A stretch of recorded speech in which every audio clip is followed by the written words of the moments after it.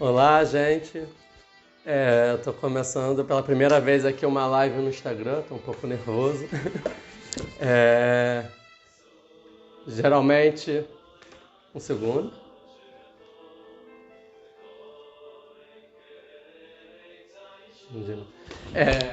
Tô começando a primeira live aqui no Instagram. E geralmente eu faço as lives no YouTube, agora eu quero ver como funciona a live no Instagram, então estou fazendo essa live. Vamos ver se a gente entra, né? Eu posso compartilhar com pessoas aqui, um segundo. Só dentro do Instagram. Eu não sei mexer muito. Convidar pessoas. Não.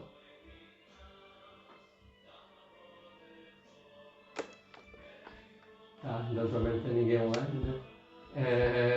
Mas aí depois eu acho que fica gravado, não é isso? Então, se você está vendo gravado, porque não tem ninguém ao vivo, né? Entra depois, tem o meu canal no YouTube, se chama Ilan Nigri, e tem uma pessoa. Quem for entrando aqui vai acenando para saber quem é, de onde é. Então, primeira vez, de novo, agora que entrou gente, né? Ian Sadok.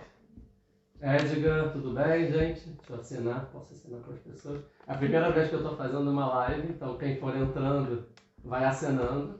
E quem não conhece, eu tenho um canal no YouTube, lá eu fiz já algumas lives, eu domino mais, já tenho um canal há uns 3 anos, tem centenas de vídeos, né, uns 200, 300, 400 vídeos, de tudo que é aula do judaísmo, então podem entrar lá, depois se inscrevam, ativem as notificações.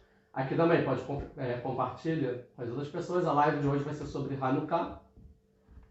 Vou falar sobre Hanukkah e é um pouco de uma continuação de uma outra live que eu já fiz essa semana, mas eu fiz no YouTube. Que tá... que bom que vocês conhecem. Bom, já tenho um inscrito aqui. É uma continuação de outra live que eu já fiz no YouTube essa semana, que se chama Hanukkah, entre a filosofia e a profecia. Então já tem uma live lá de 1 hora. Eu vou fazer uma continuação. Não ouvi a primeira live, tudo bem. É um outro tema, mas vai ter uma conexão. Tá bom? Shalom. Todo mundo. Vão chamando as pessoas aí, botando nos grupos, não sei, de WhatsApp aí, que tá tendo live, pra gente aprender umas coisas muito profundas sobre Hanukkah. Estamos na 7ª vela, amanhã já acaba, né? Que a gente estava falando, já? Mal começou, já acabou 8 dias, achei que ia... Mas é muito rápido. E vamos tentar aproveitar para aprender algumas coisas em relação ao Hanukkah. Um pouco do que eu falei na live passada, que eu fiz no YouTube, foi que Hanukkah é uma festa fascinante, com muito aprendizado, tem muita coisa que pode ser dita e poderia falar dias, né? Então tem que sempre selecionar alguns assuntos. E todo o contexto, né, o background da história de Hanukkah, séculos antes, é que o primeiro templo tinha sido destruído. Os judeus foram para o exílio, ficaram 70 anos no exílio na Babilônia, e depois eles voltam para a terra de Israel e constrói o templo, que é o segundo templo. Porém, com a destruição do primeiro templo, acabam as profecias. Então, a época de profecia que existiu na humanidade, desde a criação do mundo, desde Adam Arishon, o primeiro ser humano, que sempre existiu profetas. Adão era profeta, como a gente pode ver na Torá, que ele é criado e logo Deus já está falando com ele. E assim seus descendentes, tem o Shet, depois tem Hanor, e por aí vários outros, pessoas específicas, até chegar em Noah, certo? Noah, a gente vê que tem um pacto, que são as mitzvot do Bnei Noah, com Deus, então ele é um profeta, também fala, quando Deus fala, constrói a arca e tudo mais. E depois de Noah tem o seu filho, Shem, depois tem o Ever, e por aí a gente chega até Abraham. Abraham era profeta. Depois de Abraham, a gente tem Yitzhak, que era profeta, depois tem Yaakov, que era profeta, e por aí vai tendo profetas até que a gente chega no maior profeta da história, que é Moisés, Moshe Rabbeinu, que era o maior profeta que existiu, e ele trouxe a Torá para o mundo. Os 5 livros da Torá escritos, né, na verdade ditados por Deus, mas escritos por Moshe, que seria o Pentateuco, né, ou a Torá em hebraico.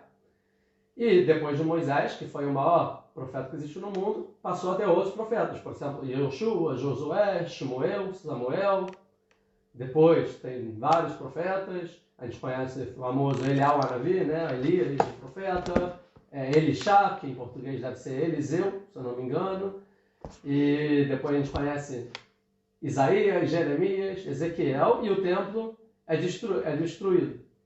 Falando isso, quem está aí online e é do meu grupo do Telegram, bota o link Tá para botar o link? Bota o link aí do vídeo diretamente lá para as pessoas acessarem.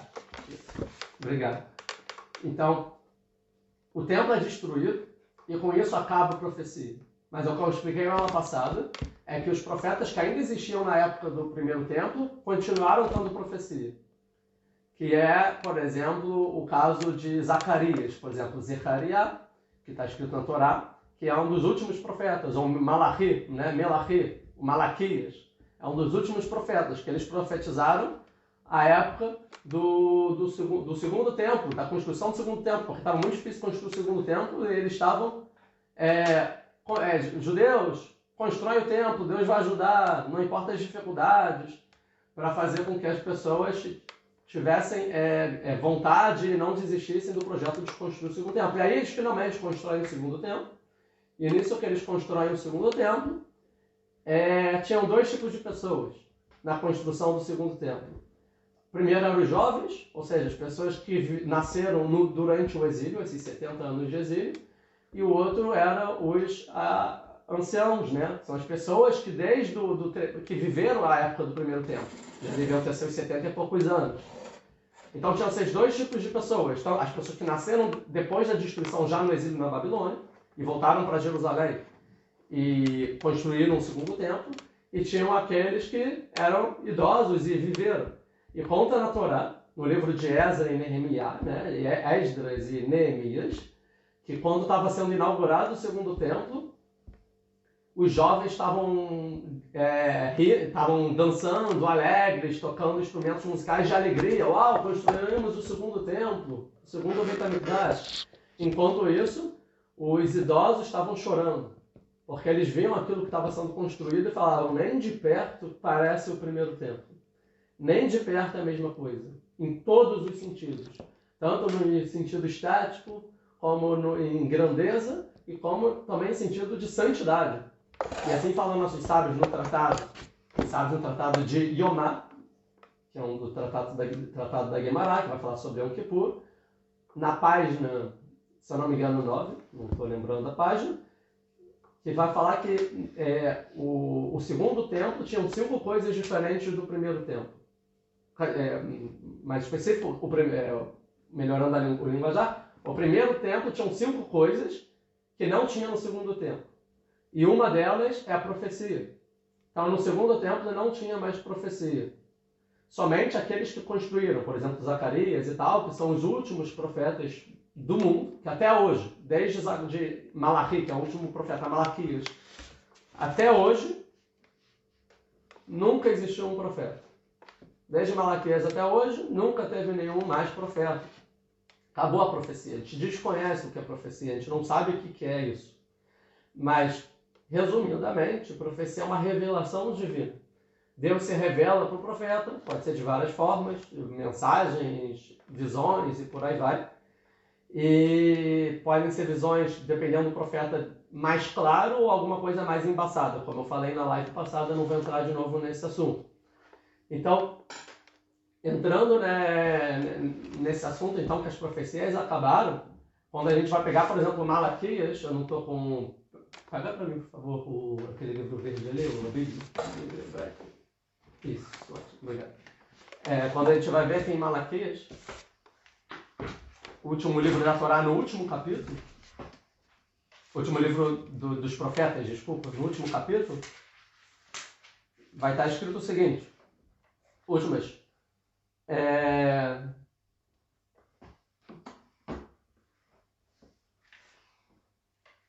Lembrai-vos, aqui no capítulo 3, versículo 22, lembrai-vos da Torá de Moisés, meu servo, a quem ordenei em Horeb, que é o Monte Sinai, estatutos e preceitos para todo Israel, que eu dei leis, mandamentos.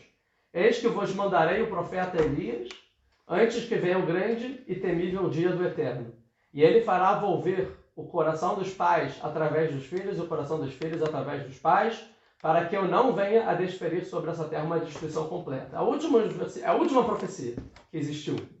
E ele fala o seguinte: agora que não tem profecia, que não tem mais como se conectar com Deus, vocês, judeus, precisam se conectar às leis de Moisés, que é a única coisa que pode manter vocês. As leis de Moisés, os estatutos, as leis, a Torá, o que Moisés escreveu.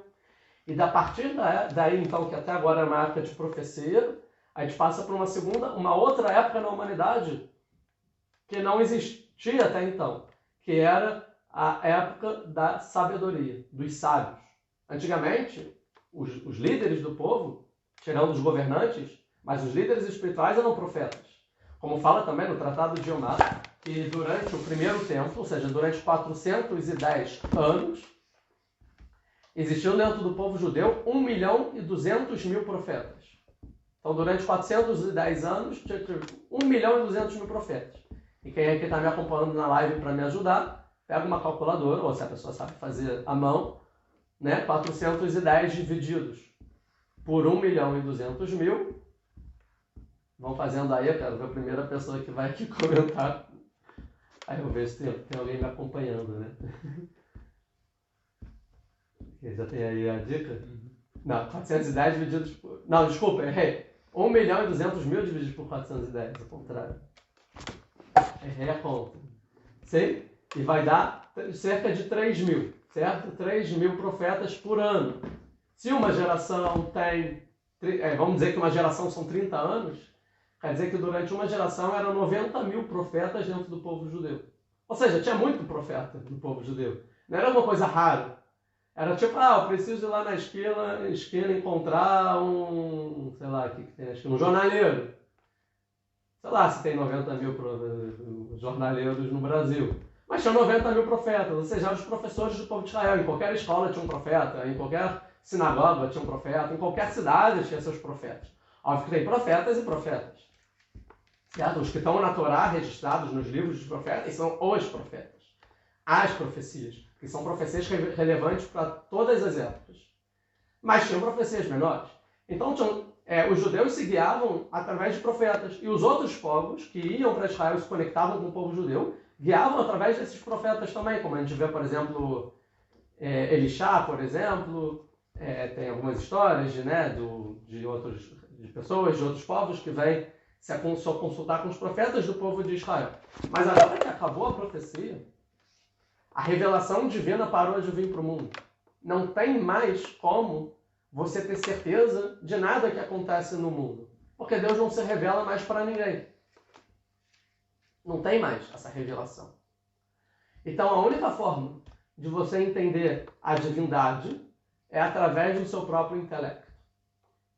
Você tem que raciocinar, você tem que investigar a criação, que a criação agora é a revelação divina, a natureza, o mundo, como ele se comporta, a sociedade, os valores. E assim, o que eu acho que Deus quer de mim?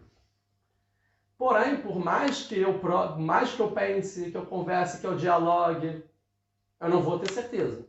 Porque é alguma coisa minha, o meu intelecto, não só meu, do outro, do próximo, nosso, da humanidade, mas não divino.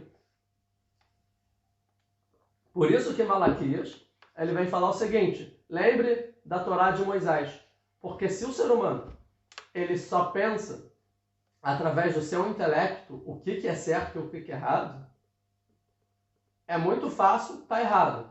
Até porque, pela história, a gente vê que a gente mudou nossos valores várias vezes. E várias coisas que a gente achava que eram certas e óbvias, depois foi descoberto que não era. Por exemplo, achavam que a Terra era plana. Hoje em dia sabem que a Terra é redonda. E hoje em dia ainda tem gente que acredita que a Terra é plana, acredita. Mas as coisas vão mudando. Achavam que tudo era em volta do planeta Terra. Aí depois descobriram que o planeta Terra que dá a volta em volta do Sol. Então, com a época, a gente vai vendo que coisas estão erradas, que na verdade o que era muito certo em uma época, no final, passa a entender que era errado, e agora a gente tem um conhecimento melhor. Assim também o desenvolvimento da física, da biologia, da química, e por aí vai, de todos os campos da sociedade. Mas mesmo assim, hoje em dia, Se a gente pegar os maiores especialistas em um determinado tema, esses maiores especialistas podem divergir nas suas opiniões. Ué, mas ele é o maior especialista, ele também, eles não deveriam falar a mesma coisa? Nem sempre. Isso mesmo em questões da ciência da natureza, né? Que são, tipo, é isso ou não, tipo, tá lá, concreto. Mas se a gente for falar em questões mais abstratas, por exemplo, sobre a lei, sobre o que é certo e o que é errado, a moral, a ética, aí então é uma confusão só. Se a gente pegar detalhes, por exemplo, na Torá está escrito não matarás, né? Mas vamos entender que não matarás não é um conceito só da Torá. Acredito que todo ser humano hoje em dia, pelo menos a grande maioria, entende que é proibido matar, que é errado matar, a não ser se você tem uma justificativa tão boa, não sei, mas no dia a dia ir lá e matar alguém, eu acho que todo ser humano hoje em dia sabe que é algo condenável, errado. Tudo bem, mas se você pegar agora detalhes de não matarás e pegar em situações específicas, começa a surgir dúvidas. Por exemplo, hoje em dia tem a questão do aborto. Pode ou não pode? Ah, vai ter gente que diz que pode, vai ter gente que diz que não pode. E os dois estão usando o intelecto e o raciocínio. Mas cada um tem a sua opinião. Ah, eutanásia. Né? Pode ou não pode? A pessoa está sofrendo muito. E matar animal. E em caso de guerra, pode matar? Então são questões... Hoje em dia, vamos pegar um assunto ainda mais moderno ainda. Vamos fazer que agora vai ter carro autônomo, certo? Um carro, então, que ele já tem um sistema que ele dirige sozinho. Então, é tudo programado. E aí, quando vão programar o sistema desse carro autônomo, eles vão ter que fazer algumas considerações. Que vamos supor que o carro está andando na rua e uma pessoa atravessou fora do sinal e ele calculou que se ele frear, não dá tempo. Vai atropelar a pessoa. Então, o que o carro vai fazer? Ele continua reto ou ele desvia para o lado? Porém, no lado, que é a calçada, ele sabe que também tem gente. E aí, nesse caso, o que é o certo? Continuar reto ou tentar desviar, podendo até matar mais do que uma pessoa? Sei lá, inventei isso agora, né? Pode ser um caso um pouco tosco.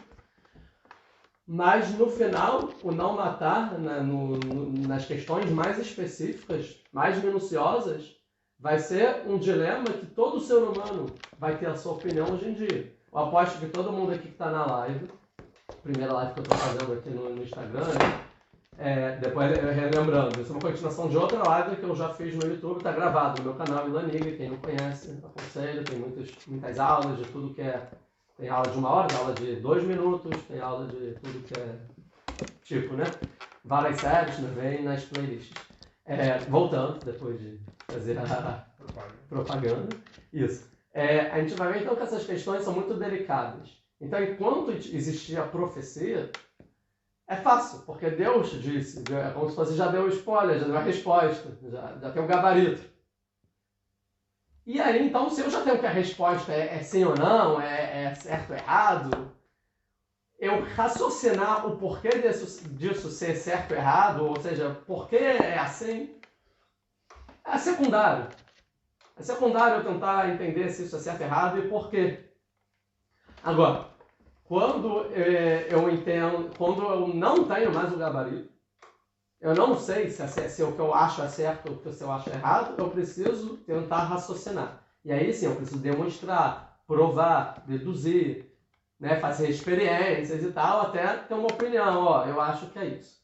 Então, desde que acabou a profecia no mundo, esse é o dilema da humanidade. E aí que nasce a filosofia, né? O saber pelo saber, né? A arte de pensar, o amor pelo pensar, né? Pelo conhecimento. Começa aí, porque se a gente pegar os primeiros filósofos, a gente vai ver que eles viveram na Grécia, né? Exatamente no mesmo período que existiram os últimos profetas. Na mesma época histórica que começa a existir filosofia no mundo, para de ter profecia. Isso eu expliquei na aula passada, que tem uma correlação total. Porque quando existia a profecia no mundo, porque existiu o primeiro templo, e a presença divina estava no mundo, não só no templo, não só em Israel, mas como no mundo inteiro. E todos os povos do mundo, todas as pessoas que estavam no mundo existindo, eles tinham, em maior ou menor grau, um contato com essa revelação divina. Pode ser pouco ou muito.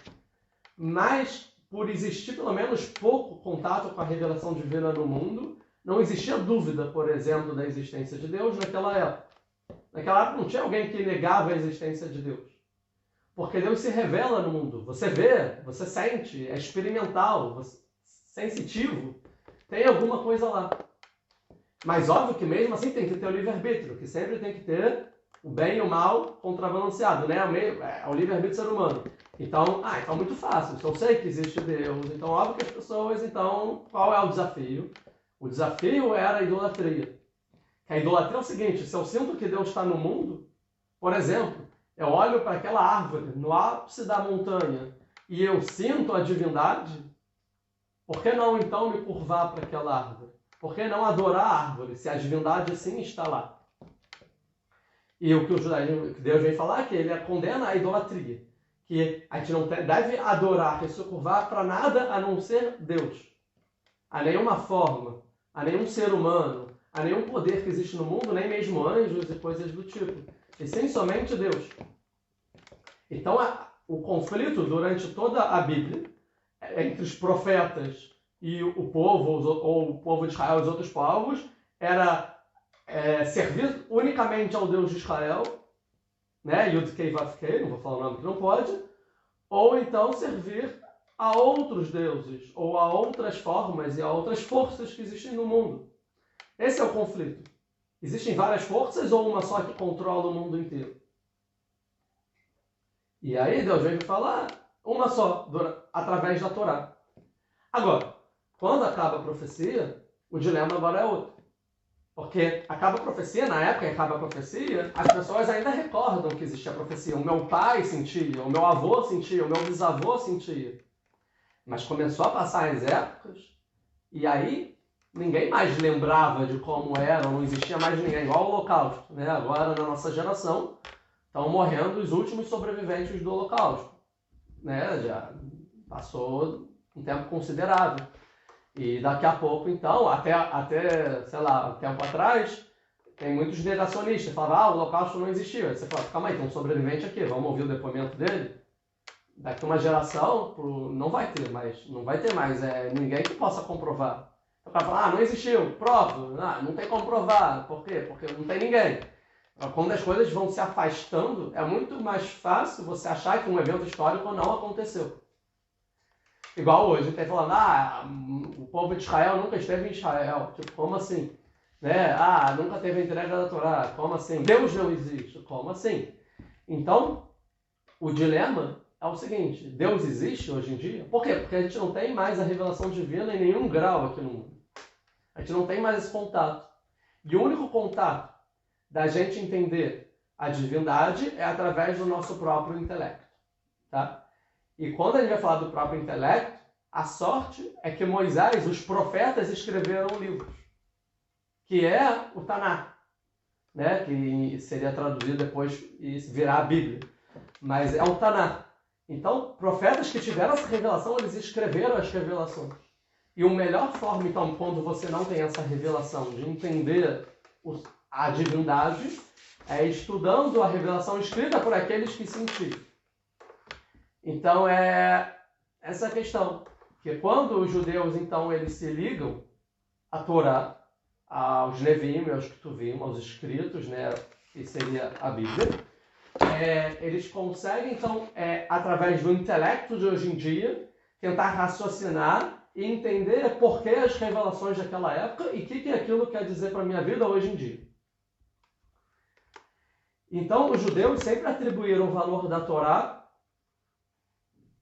como algo de revelação divina, e mesmo se você não entende, é você que não entende. Raciocina mais até entender. Busca mais, até entender. Como está escrito em Malaquias, nos últimos versículos da última profecia que tem na Torá. Lembrai-vos da Torá de Moisés, meu servo, a quem ordenei, no Monte Sinai, estatutos e preceitos para todo Israel. E no final dos dias, sabe que eu vou mandar um profeta, o Elias, o Eliel Anavi, o profeta, e aí vai voltar o coração dos filhos para os pais, dos pais para os filhos. Tá bom, então os judeus sempre atribuíram o valor à Torá como algo sagrado, incontestável, e a fonte de toda a minha moralidade, e a minha ética e meu comportamento do dia a dia, até os dias de hoje. O que aconteceu? A filosofia começa a crescer, a ficar famosa na Grécia. Engraçado que a Grécia é um lugar mitológico, que a mitologia não tem nada a ver com filosofia. Mitologia é idolatria, o politeísmo, você sentir Deus, é uma questão muito mais sensitiva. Se você vê as idolatrias que eram feitas, então, hoje em dia, qualquer ser humano do mundo moderno, racional, fica estarrecido. O que eles faziam? Que absurdo. E então, como na própria Grécia mitológica, nasce a profecia. É isso, porque quando a profecia acaba, é destruído o primeiro templo, as pessoas passam a parar de sentir. E nessa falta da revelação divina, a pessoa precisa preencher e surgem dúvidas. E nessas dúvidas você precisa preencher. E começa então a arte do pensamento. E por que eu existo? Eu existo? E Deus existe? O mundo existe? E assim começa a filosofia. De pouco a pouco, até chegar a Aristóteles, que era professor de Alexandre o Grande, Alexandre Mocdão, de Macedônia, que domina o mundo ocidental inteiro, incluindo a terra de Israel, que era Judá e Samaria, o território dos judeus, e começa a influenciar os judeus. Depois que o Alexandre morreu, com 33 anos, começa a ter, entre os generais, os principais generais dele, começa a ter um atrito interno, quem vai ser o governante. E nesse atrito interno, então, o Império Grego ele se divide em três países diferentes. Cada um governado por um desses generais. Um governava a parte da África, que o Alexandre Grande dominou tudo isso. O outro governava a parte da Grécia e da Turquia, na Europa. E o outro a parte da Síria, da Pérsia, que era a parte então do Oriente Médio. Então viram três grandes... o Império Grego viram três, como se fosse.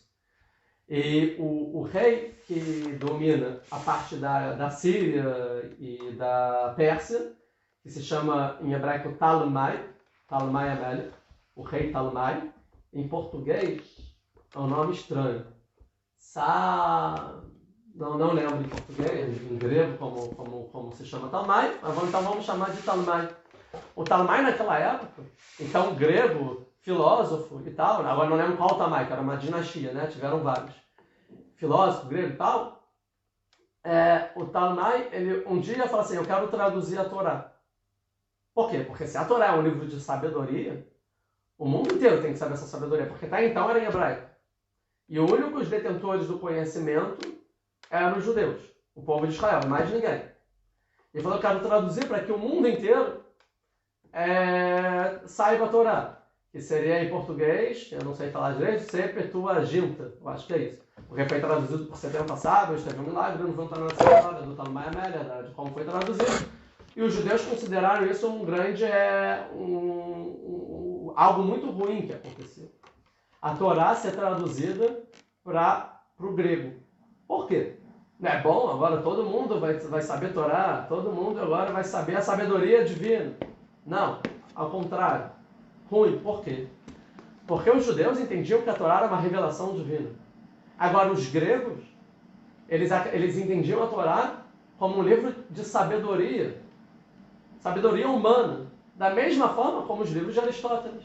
Então a ideia do Taná, eu vou traduzir o Taná, ele vai virar a Bíblia, a Torá dos judeus vai virar a Bíblia, e eu boto na biblioteca do lado do livro do Aristóteles, do lado do livro do Platão, do lado do livro do Sócrates, de outros, na nossa biblioteca de livros de sabedoria humana.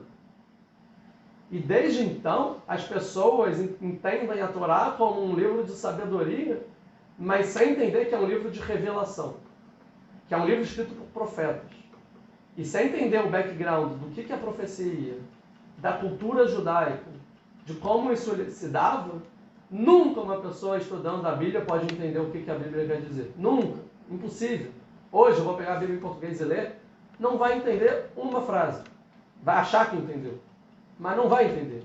Porque não tem as ferramentas básicas para entender a Torá. Porque as ferramentas básicas para entender a Torá é a linguagem escrita pela Torá. E a linguagem escrita pela Torá é a linguagem da profecia. E quem não é profeta não entende essa linguagem. É igual você estar lendo um livro em japonês e você não sabe japonês. Mas está transliterado. Está em caracteres em latim, está transliterado. Está em latim lá, eu consigo ler as letras. Mas você não sabe japonês, você não vai entender. Então todas as palavras da Torá são codificadas em um determinado modo que só uma pessoa propícia a um nível de profecia, de revelação divina, consegue entender realmente o significado de cada palavra, cada letra, cada ponto, cada vírgula não tem, mas cada traço de cada letra que está na Torá. E quando é traduzido, então, é ruim. É bom que as pessoas vão ter noções sobre o judaísmo. Mas é ruim porque essas noções vão ser deturpadas com o tempo. Que é o que a gente encontra hoje em dia. Todo deturpado. Certo? Todas as religiões que usam a Bíblia como livro não entendem nada da Bíblia e cada versículo errado, todos os conceitos são deturpados. A ponto de dizerem o contrário do que o significado das coisas. Por quê? Porque não tem a tradução oral de como entender a Bíblia. Porque a tradução oral é o dicionário da profecia. A tradução oral é o dicionário de quando o profeta falou a palavra, sei lá, uma palavra, por exemplo, não sei, pegar uma palavra aqui, mitzvah, sei lá, aqui, por exemplo, vaiera, por exemplo, está escrevendo a Torá, e viu. Você não sabe o que significa e viu. O profeta sabe o que é viu, porque o que viu era algo na profecia, e viu. O profeta sabe o que é ver. Tzitzit, voa. O Zohar HaKodesh faz a quarta interpretação da Torá, né? Não tem quantidade, né, de interpretação da Torá. Você está querendo dizer o outro livro. Sim, o Zohar HaKodesh é a tradição. O livro do Zohar, né, Paulo? É a tradição oral dentre os sábios, que passou essa tradição desde os últimos profetas para determinados sábios, de como interpretar de verdade as palavras que estão na Torá. Porque o hebraico da Torá é um hebraico profético, é um hebraico sagrado. E só sabe o hebraico sagrado quem era profeta. Agora, os profetas sabendo que eles iam para deles, exatamente. Os profetas sabendo que ia acabar a profecia, que a profecia estava acabando, dos últimos profetas, que era que os últimos profetas estavam dentro da grande assembleia, né, que eram os últimos como fala, Anshei Knesset Gdolah, como é em português isso? Os homens da grande assembleia, que eram os 120 pessoas que viveram, que desde Esdras, que construiu o segundo templo, até Shimon Atzadik, que era o último sábio, que foram 120 pessoas, desses vários últimos profetas, eles entenderam que como a profecia ia acabar, como então a revelação divina, ou o significado da revelação divina, ia conseguir continuar no mundo sem ser deturpada. Como as pessoas iam continuar entendendo o que é a Torá. Então eles se empenharam durante essa geração de conseguir transmitir valores e conhecimentos e preparar o povo de Israel para as futuras gerações entenderem o que a Torá está falando. E isso eles se fizeram de várias formas. Uma delas até através de conceitos orais, ou seja, estudos orais, que no futuro, séculos depois, ia ser escrito como a Mishnah. Ou seja, eles começaram a ensinar coisas orais para os judeus. Não que eles inventaram, isso já era passado de geração em geração. E os judeus, sabendo oralmente esses ensinamentos, eles liam a Torá e conseguiam entender a Torá. Mas se eles não soubessem, eles nunca iam entender a Torá. Então, por exemplo, o conceito de Torá. Por exemplo, essa geração que inventou a reza, que fez o Sidur. Sidur significa a ordem das rezas. Como rezar? Que palavra usar para rezar? Porque só sabe rezar quem é profeta. Que o profeta sabe as palavras. Porque o profeta fala com Deus. E Deus fala com o profeta. Se Deus fala com o profeta sabe como falar com Deus. Porque ele sabe como Deus fala. Óbvio que Deus não fala. Isso é uma metáfora, né? o que aconteceu, não vou entrar aqui.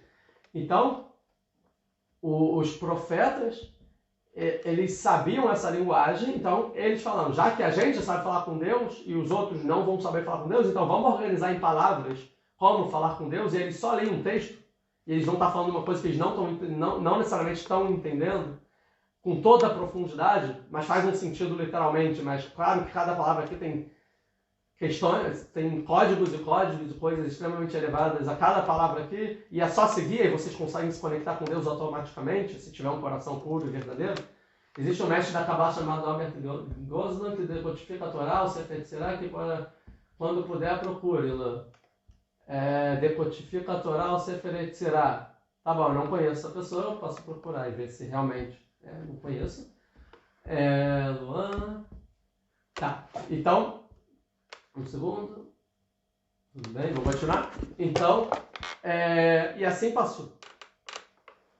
Dado as gerações, então, acontece que a Torá, através do tempo depois de traduzida, e dentro da cultura grega, que gostava da sabedoria, gostava da Torá, gostava dos ensinamentos da Torá, lê Provérbios, lê Salmos, né, Eclesiastes, que conhecimentos e tal, olha as leis, os estatutos, dados no livro de Levíticos, por exemplo, em Êxodos, na Parashá Mishpatim, que leis. Muito interessante, vamos levar em consideração. E aí, o Aristóteles fala A, Torá fala B, a gente vê então o que mais é levar em consideração, o que faz mais sentido.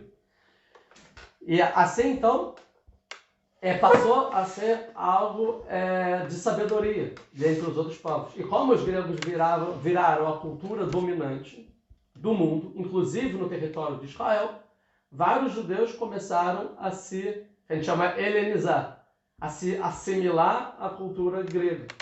E acabaram entendendo a Torá como algo de sabedoria, e não mais algo divino. Até então, que quando chegou no rei Antíochos, em português seria Antíochos Epitélio, esqueci o nome do rei, que é o rei de Hanukkah, quarto, né, que seria o quarto, esqueci o nome dele agora, se alguém souber, comenta aí. Fugiu o nome. Tem várias histórias de como ele chegou no poder, que ele matou os irmãos, aquela história toda de governante tentando governar, e ele queria unificar toda a Grécia. Ele queria ter uma unidade, porque tinham vários segmentos e tal, podia ser que iam depor ele queria unificar a Grécia. E nisso que ele queria unificar a Grécia, ele falou, como eu posso unificar a Grécia? Através de uma única, vamos dizer, crença. Né? Uma única religião. Da mesma forma que depois teve, né, a gente sabe, Constantinos e tal, né? Vamos unificar o quê? Através da religião, através da crença. E a crença grega, que prezava pela primeira vez o intelecto, era a parte, né, as pessoas mais intelectuais, que preservava o culto ao ser humano, a beleza, a arquitetura, a estética, é algo muito sedutor. E como a Grécia também, ao mesmo tempo, é politeísta, ou seja, acredita nisso, acredita naquilo, tanto faz, beleza, tá dentro, então, tranquilo. Mas eles entenderam que tinha um povo que estava fazendo barulho e não ia conseguir, com esse povo não ia conseguir o silêncio que esse rei queria para unificar o império todo, que era Judá, o reino de Judá, porque os judeus não aceitavam nem o politeísmo e nem a cultura grega. Embora ele lá, que Judá já era uma colônia grega, já tinha lá construções gregas, né, as colunas, a arquitetura estética e tal. Nessa época, o governo grego que dizia quem era o sumo sacerdote. Então, o sumo sacerdote no templo, em vez de ser um sábio, era a pessoa que subornava o governo para ser. Então, eram pessoas corruptas. Dentro do templo já tinha a corrupção. Então, os judeus, e já tinham muitas pessoas assimiladas à cultura grega, que queriam era a filosofia e esqueceram das tradições orais e das culturas e dos preceitos, que se vestiam como os gregos. Interessante, por exemplo, que eu falei um pouco na live passada, que os gregos para fazer a maioridade grega, né, tinha os ginásios. O que era o ginásio? O ginásio vem da palavra ginos. Ginos em grego é nu, pelado, sim? Que eram homens que ficavam pelados lutando, né, praticando esportes de luta, pelados. Por quê? Porque pelados? Porque eles cultuavam a beleza humana. Tanto que a gente vê nas estátuas, sempre o homem está todo definido, pelado, as mulheres também e tal. E a maioridade para o grego fazer a maioridade, ou seja, ele ser considerado como parte da polis, a polis seria a cidade, ele fazer parte, ser um cidadão da época, falando assim entre aspas, ele precisava ir nos ginásios e se apresentar nu perante as pessoas agora não sei exatamente, né? Aí ganhava a maioridade grega. Muito diferente de como se ganha a maioridade judaica, que a maioridade judaica, quando a pessoa faz 13 anos, o menino aprende a ler e a escrever e vai ler na Torá perante a congregação. E a grega, o menino fica pelado na frente de todo mundo. Então a gente vê aqui como era muito conflitante as duas culturas. E aconteceu que naquela época, um pouco antes, o sumo sacerdote, que já era corrupto, né, que ele que pagou para estar lá e tal, ele aceitou que fizessem um ginásio desses na frente do templo sagrado, do segundo templo. Então tinha o Beit HaMikdash e na frente tinha um ginásio grego. E contam os sábios que vários sacerdotes faziam um serviço rápido para ir ver os jogos que aconteciam nos ginásios. E calma aí, agora vai ter Fla-Flu, né? Vamos acelerar aqui a reza, né? Amanhã a gente estuda. Mas muito mais, no templo sagrado, no Beit HaMikdash, os sacerdotes, eles iam lá, faziam rápido, mal feito, para ir ver os caras. E era pelado, as pessoas peladas. Estava deteriorando muito. A cultura grega e a cultura judaica não se batiam. E as pessoas, os judeus, com maior identidade judaica, de fato, que seriam os sofriam, que dariam deles, seriam os fariseus, né, épocas depois, na época da destruição do segundo templo, alguns séculos depois, eles falam, cara, e o judaísmo, a gente precisa proteger o judaísmo. E aí se dá a história de Hanukkah. Aí se dá a história dos Macabim. A história dos Macabim tem vários livros e cada livro vai contar um pouco como essa revolta se deu de uma forma um pouco diferente. É famoso o que a professora ensina geralmente na escola, né, para os judeus, é que os Macabim, a história dos Macabim começou quando vieram lá ao Império uma tropa grega numa cidade periférica. Então é claro que na cidade periférica as pessoas eram mais religiosas, com maior identidade judaica, porque quem vivia na capital já estava muito mais assimilado aos gregos. É claro que as pessoas que se helenizaram, os judeus, eram as pessoas de classe alta. Os ricos, porque eles podem viajar para a Grécia, eles podem participar da política, do governo, né, ter cargos. As pessoas mais pobres não, elas se mantiveram mais religiosas. E os sacerdotes, que são os representantes do povo, também, a princípio. Embora começou a ter corrupção dentro de alguns dos sacerdotes. Então, estava essa situação estranha. Então a gente aprende na escola que vieram os gregos na cidade de Modi'in e falaram na cidade de Modi'in tinha um Matitial, e em português vai ser Matitis, alguma coisa assim. E o Matitial, ele fala o quê? Não, e eles falam o seguinte, vocês têm que sacrificar um porco. E aí o Matitial falou, aqui ninguém vai sacrificar porco, e mata o cara e começa a revolta. Alguma coisa do tipo.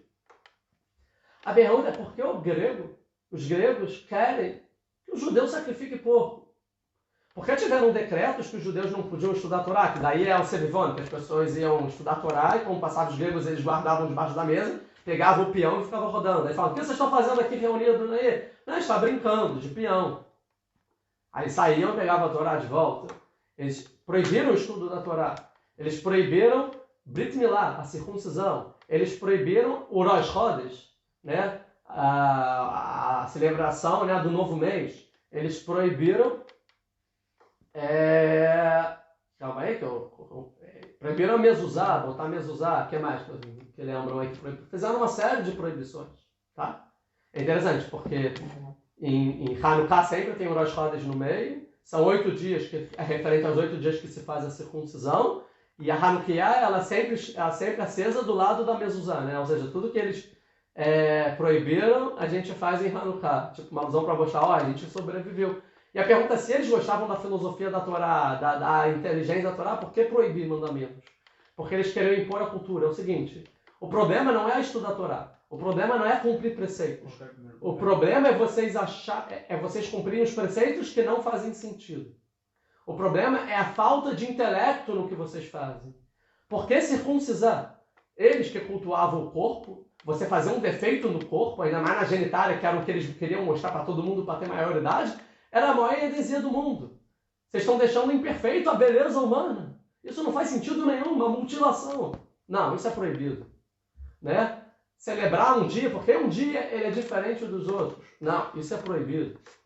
Estudar a Torá porque vocês estudam achando que é sagrado e não que é algo intelectual. Isso é proibido. Eles queriam impor ao povo judeu que a Torá não é uma revelação divina. E sim, é um livro de sabedoria da mesma forma como Aristóteles.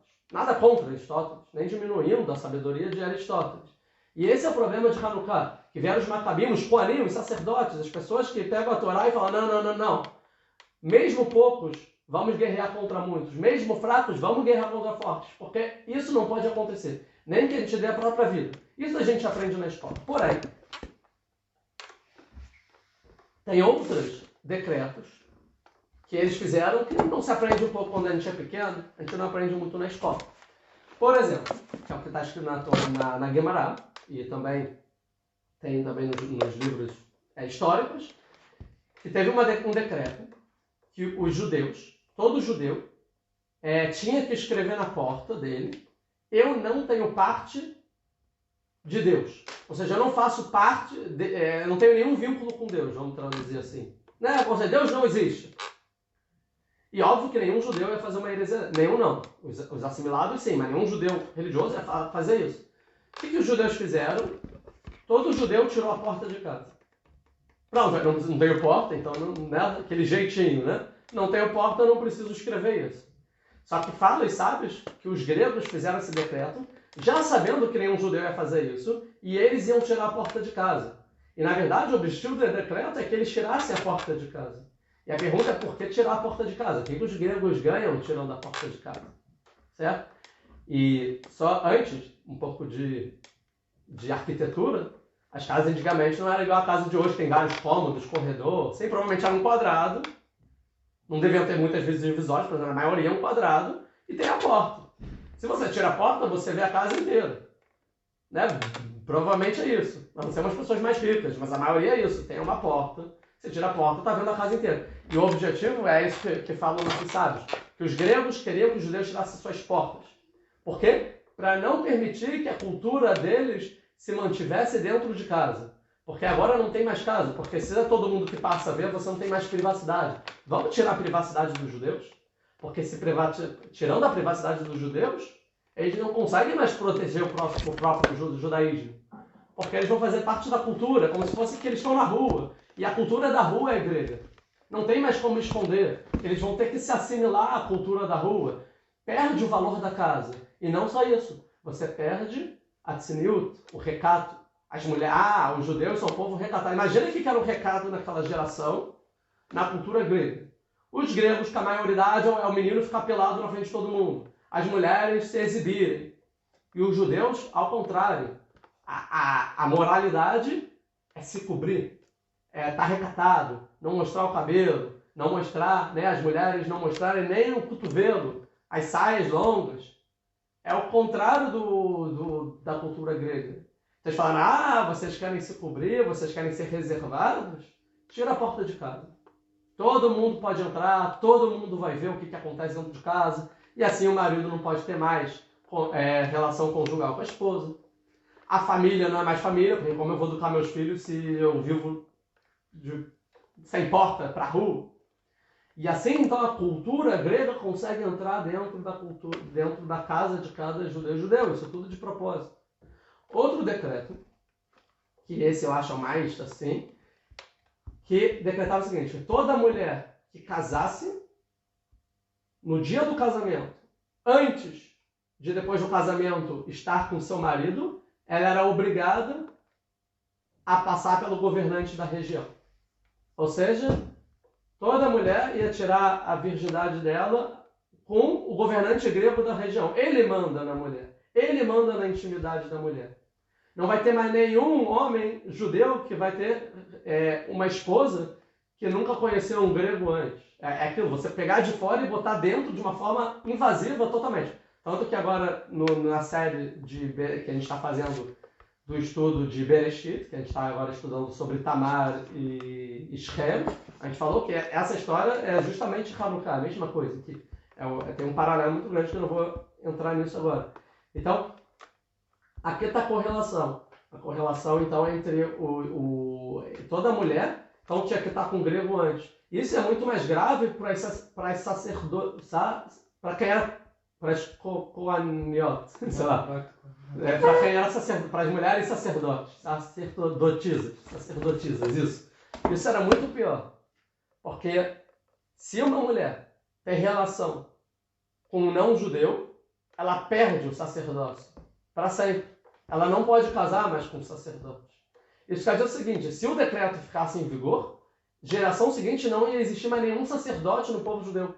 A Koanut, a dinastia dos Koanim ia acabar para sempre.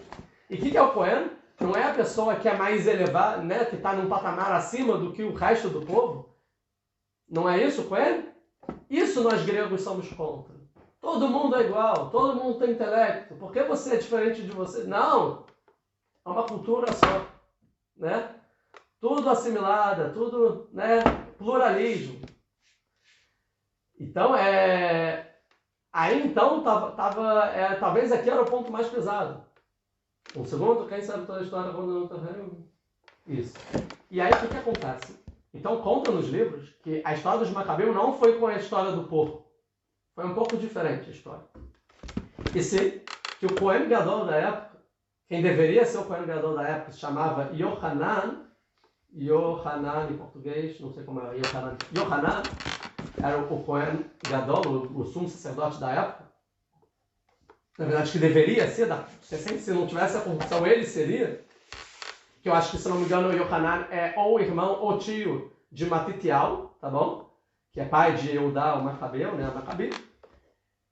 A filha desse Yohanan, ou seja, a filha do Cohen Gadol, ia casar. Ia casar com um dos filhos de Matitial, que é o Elazar, se não me engano. O Eliezer Elazar, que é o irmão de Eudá Macabi. Eles iam casar. Então, a família mais sagrada do povo judeu. E a gente já sabe, Hanukkah Sameach, e a gente já sabe, então, que no dia do casamento, ela ia ter relação antes com o grego, o governante grego lá da região, que eu não sei o nome agora. Mas é interessante que esse decreto não era novo. Provavelmente, da época dos pais e dos avós já existia esse decreto. Esse decreto já tinha 3 gerações. Se já tinha 3 gerações, já era normal. Sabe hoje em dia que você vê na rua todo mundo, né, quase pelado? Normal. Eu também quero estar na moda. Era assim. É normal também ter relação antes do casamento, no dia do casamento com um governante. Certo? E aí a gente viu que, dentre as mulheres que passavam por isso, tinham 3 tipos de pessoas, que é o que a Guemará vai dizer. A primeira eram as tsunuot, as recatadas. E o que elas faziam então? Elas davam a sua vida para não fazer isso. Nem que elas tivessem que morrer. Yohanan é João? Não, não é João. Yohanan não é João em português. Yohanan, Yohanan é João, isso mesmo. Porque o Yudo vira J, Johanan, João. Pode ser. Tá bom, Yohanan é João, exatamente. Então, elas falavam, não, nem que eu morra. Então, muitas mulheres davam a sua vida e descumpriam essa ordem, né, decreto dos gregos sobre a colônia judaica. Agora, tinha outro tipo de mulher, que eram as mulheres mais da moda. Que falar, é normal isso. Isso está na lei, é norma. Todo mundo faz. É da cultura. E é claro que eu amo meu marido, eu quero estar com meu marido a vida inteira. Mas já que, por que não aproveitar? Bem ou mal, ele não é o poderoso? Ele é a celebridade, é o popstar, né? Eu gostaria do dia do casamento estar, sei lá, com o Neymar. Por que não? Vamos aproveitar com, sei lá, quem é famoso hoje em dia. Vamos aproveitar, vai ser, botar fazer uma selfie antes, né? Ninguém precisa entrar nos detalhes do que aconteceu naquela noite. Mas, pô, a foto vale, né? Depois eu vou contar para os meus netos. Tinha. E isso é assustador. E tinha a maioria do povo que não queria e era forçado, mas também não ia dar, não ia entregar a vida por isso. Então era uma situação bem complicada. Aconteceu que estava no casamento da filha do sumo sacerdote, que se chamava Yehudit, em português Judite. Não Datim, mas Judite. Né? Yehudit. Era o casamento da Yehudit, filha do Yohanan. Do Yohanan, isso. E a festa era uma festa do sumo sacerdote, então rica, muita gente, né? Toda a nata judaica, rabinos, também os governantes gregos importantes, todo mundo lá. E a festa, comida, fartura, todo mundo feliz, banda, alegria, casamento da filha do sacerdote. Todo mundo feliz. Só tinha uma pessoa triste naquela festa. Quem? A noiva. A noiva estava abaladíssima. Que ela, cara, ninguém está se importando do que vai acontecer daqui, da tragédia que vai acontecer comigo daqui a algumas horas. Isso virou normal. É sério isso?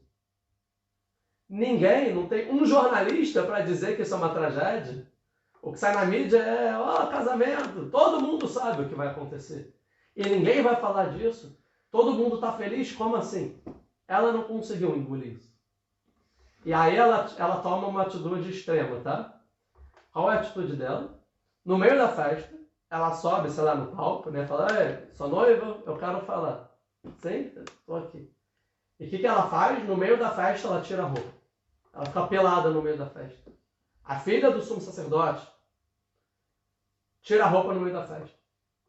Nisso, conta que os irmãos, a família do sumo sacerdote, afirmam, tá maluca? Tipo, virou grega, tipo, querem matar ela. Pirou de vez. Aí chegou os irmãos e falaram, o que você quer? O que você está fazendo? Tá maluca? Bebeu? Sei lá o que aconteceu. Ela falou, eu maluca? Vocês estão malucos, ela falou.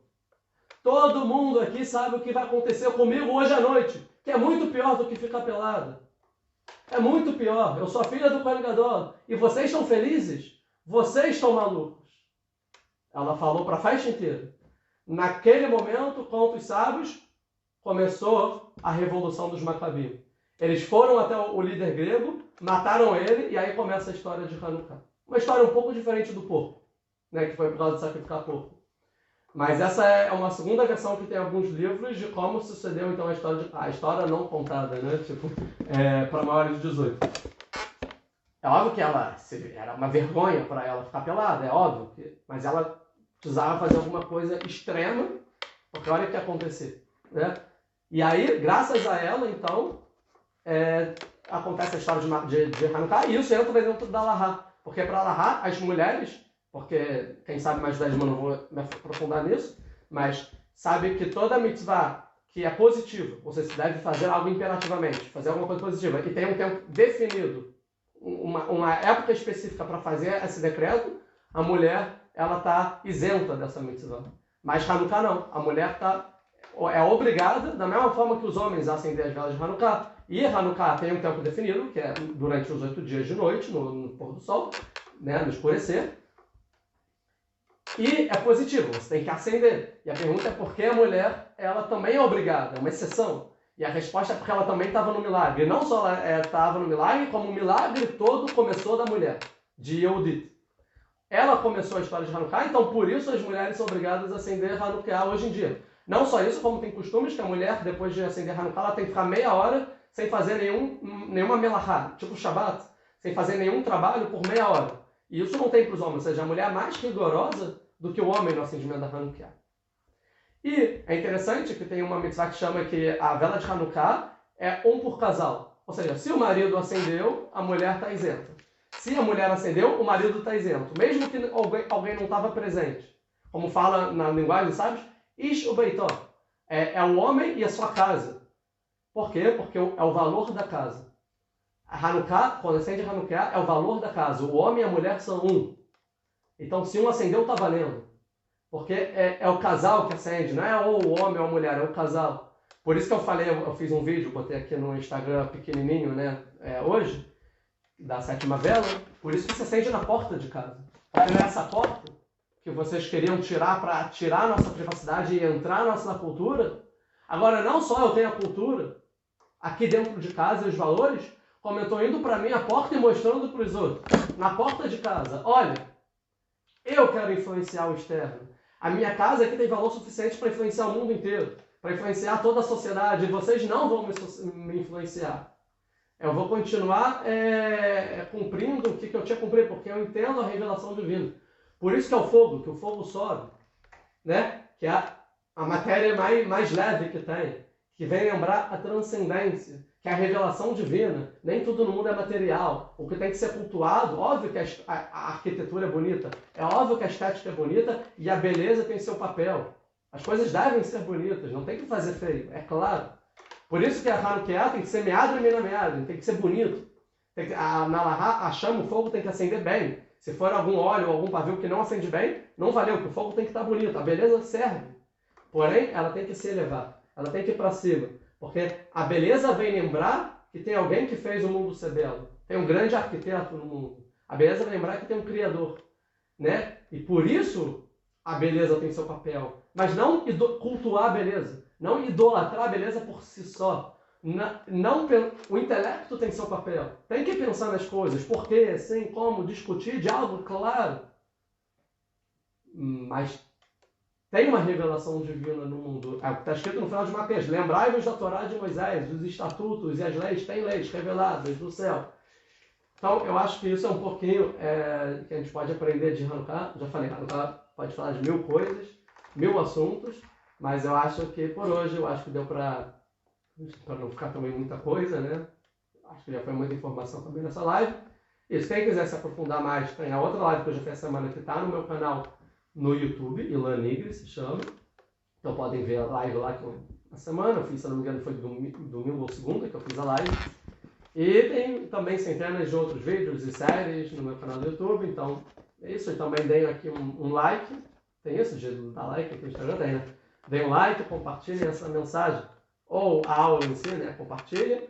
Ou então para os amigos, para a família. Conta um pouco da história que vocês aprenderam de Hanukkah. E que essa aula não seja em vão, reflitam e pensem o que vocês podem aprimorar para a vida de vocês no dia a dia, na sociedade. Como a gente pode construir um mundo melhor, com mais valores. Até uma época, que acho que a gente está bem breve, que vai voltar as profecias, né, no mundo. Os profetas vão voltar, como está escrito. Como é? E eis que eu mandarei o profeta Elias antes que venha o grande e temível dia do Eterno. E aí o que vai acontecer? Vai fazer voltar o coração dos filhos para os pais para os filhos. Que essa é a destruição do lar. É isso que causa a destruição da família. O coração dos pais e dos filhos se desvinculam. Se não tem vínculo entre pai e filho, não tem tradição oral. A revelação divina não chega até você, você é obrigado a só pensar com a sua própria cabeça. Mas vai vir a profecia e vai vincular os pais com os filhos pais, que é o valor da casa, o valor da tradição, o valor do estudo, do ensino entre famílias. E assim, então, vai chegar a época messiânica e uma época de plenitude e perfeição para o mundo inteiro. Muito obrigado. Hanukkah Sameach para todo mundo.